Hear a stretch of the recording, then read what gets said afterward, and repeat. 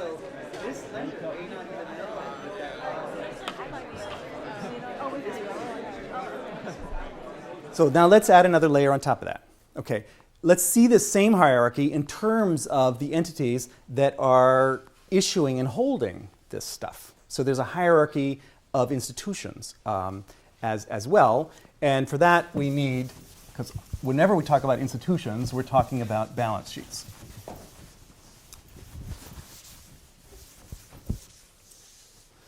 Okay. So we're talking about a central bank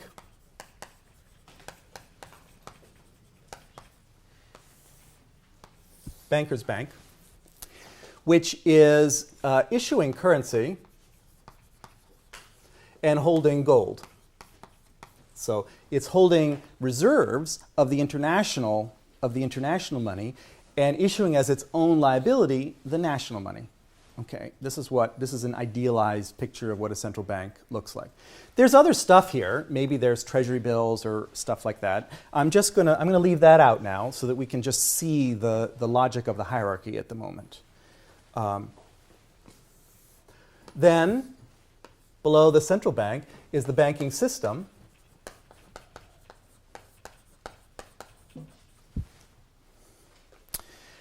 Which is holding currency as an asset and issuing deposits as its liability. Okay, again, so this is its reserve, which are deposit accounts or actual currency at the central bank. Okay, and this is its liability, the private money supply, the liability of private banks. Okay, and then farther down, who is it that holds deposits as their assets? Private sector.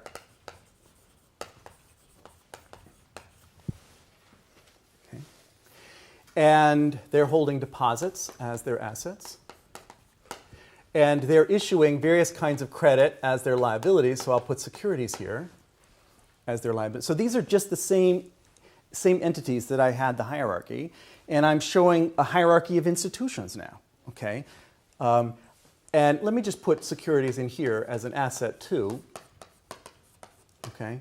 Because the private sector is holding these securities in your pension funds and insurance companies and so forth, as well as issuing them.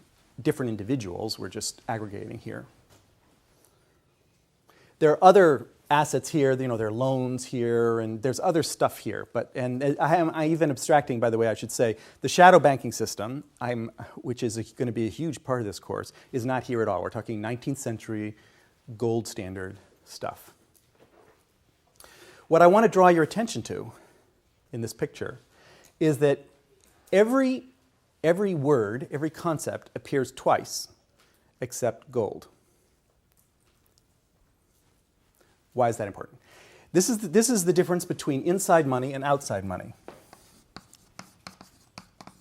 Outside money is an asset that is no one's liability. Gold is an asset that is no one's liability. It's, piece of gold metal. It's not a form of credit at all. Everything else is credit. Inside money is some form of credit. When people talk about credit money, maybe they're talking about currency, maybe they're talking about deposits, maybe they're talking about other shadow banking entities. Okay, the point is that pretty much all money is inside money. Pretty much all money is inside money. And this is this other psychological barrier people have, that they're used to thinking of money as stuff, okay, as an asset. No, almost all money is somebody's liability. Okay, it's not stuff. It's not a heap of anything. Okay, it's somebody's promise. It's somebody's promise somewhere. They're all forms of money. I should just indicate here, this language here, there's a very famous book in 1960, it was published, called Money and a Theory of Finance by Gurley and Shaw. And they introduced this language, outside money and inside money. We're going to be reading some chapters of that book. They were concerned about banking as intermediation, about the flow of saving to investment, and even, which we won't be so concerned about until we get to reading their passages. when you read it, you will be astonished to discover that they think of currency as outside money.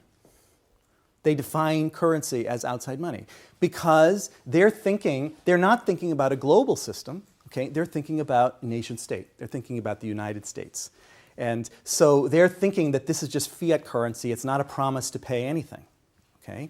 And well, in some sense, that could be true if you're not on the gold standard. If you are on the gold standard, it's a promise to pay gold, okay? And so that's why I'm making it clear by emphasizing gold standard here. So when you don't have a promise to pay gold, it becomes a little less clear. What is the ontological status of currency? Okay, is it credit? Is it outside money? Well, they treated it as outside money. In this course, we're pretty much always going to be treating currency as inside money because we're always taking a global perspective. We're thinking about this as a world, okay, that this is a particular nation-state's banking system, but it's not autonomous. You know, they're trading with the outside world. There's some international money that they need to make sure their national money is convertible into. Maybe the price moves around, it's not fixed like in gold, but there's some exchange rate there that is going to be important for our discussion. Okay, so we've extended this idea a little bit from the hierarchy of financial instruments to the hierarchy of financial institutions.